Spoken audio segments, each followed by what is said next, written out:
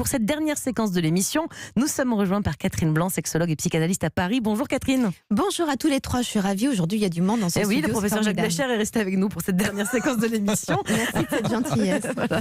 Alors aujourd'hui, on va répondre à une question comme tous les jours. Aujourd'hui, c'est la question d'Aurélie, 32 ans, je vous la lis. J'ai fait une fausse couche il y a plusieurs mois. Le problème, c'est que depuis, je n'ai plus de libido. Pourquoi et que dois-je faire? Alors Catherine, après une fausse couche, une fausse couche d'abord, c'est quelque chose d'assez fréquent dans la vie d'une femme. Il y en a beaucoup à qui ça arrive. Mais est-ce que c'est normal que ça bouleverse à ce point-là la libido du couple ensuite? Alors, avant d'être la libido du couple, c'est la libido déjà de la sienne, bien évidemment. Ce peut être effectivement la libido des deux.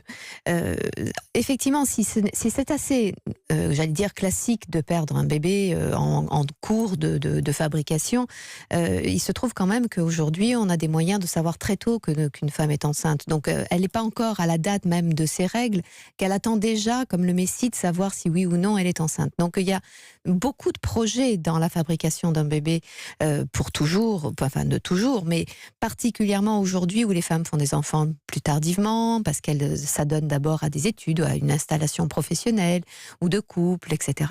Et donc avec un besoin de contrôler un peu les choses. Avant, on faisait des bébés. Donc on n'en fait plus un drame aujourd'hui, entre guillemets, c'est ça que vous voulez dire? Oui, parce que comme on veut tout contrôler. Donc dès lors que l'on ne contrôle pas, évidemment qu'on est bousculé considérablement et narcissiquement.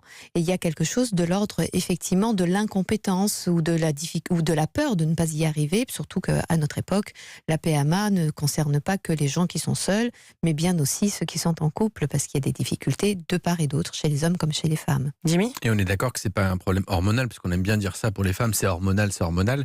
Là, au bout de quelques mois, en principe, tout rentre dans l'ordre. Oui, ça se remet très vite en route, bien sûr. Il y a toujours une petite chute, évidemment, mais encore une fois, arrêtons de toujours, en effet, mettre sur les hormones la raison d'une problématique de désir. Ce d'autant plus, d'ailleurs, que l'hormone du désir, c'est la testostérone. Donc, ce n'est même pas celle qui est concernée là, en l'occurrence. Et là, que ça dure plusieurs mois, comme ça, c'est parce que pour l'instant, cette jeune femme, elle l'a vécu peut-être presque comme un deuil. Après un deuil ou la perte d'un être cher, on peut avoir le désir, c'est aussi cet élan vital qu'on a en nous. Et donc, c'est pas que lié à la sexualité avec son mari, c'est autre chose. C'est comme un deuil, c'est ça? Absolument. D'ailleurs, c'est très étonnant parce que quand je travaille avec des femmes, souvent, on ne me parle pas nécessairement d'une fausse couche, mais je l'entends dans le discours autour, justement, de la position de sa féminité, de sa maternité, etc. Et il m'arrive de poser la question de savoir s'il y a eu des fausses couches. Et à ce moment-là, souvent, leur visage se fige. Parfois, elles pleurent parce qu'il y a des bébés qui n'ont pas donné lieu à une maternité. Pourtant, c'était vraiment très tôt. Et elles sont parfois même capables de me dire quel âge aurait le bébé. Parfois même d'imaginer quel sexe pouvait être. C'est-à-dire que l'imaginaire, lui, a fait son chemin. Et la sexualité n'est pas qu'une question d'hormones, c'est aussi une question d'imaginaire et d'imaginaire de sa compétence d'une façon générale. Là, si ça fait plusieurs mois que ça dure et qu'elle n'a toujours pas la libido qui est revenue pour cette jeune femme, ça veut dire qu'il faut peut-être qu'elle se fasse aider, c'est ça, non? Oui, en tout cas qu'elle verbalise ce qu'a joué cette fausse couche dans son histoire. Est-ce que c'est parce qu'elle a peur de ne pas pouvoir avoir de bébé? Est-ce que c'est parce qu'elle cumule les fausses couches? Ou est-ce que c'est parce que ça raconte une histoire de sa propre histoire personnelle de naissance?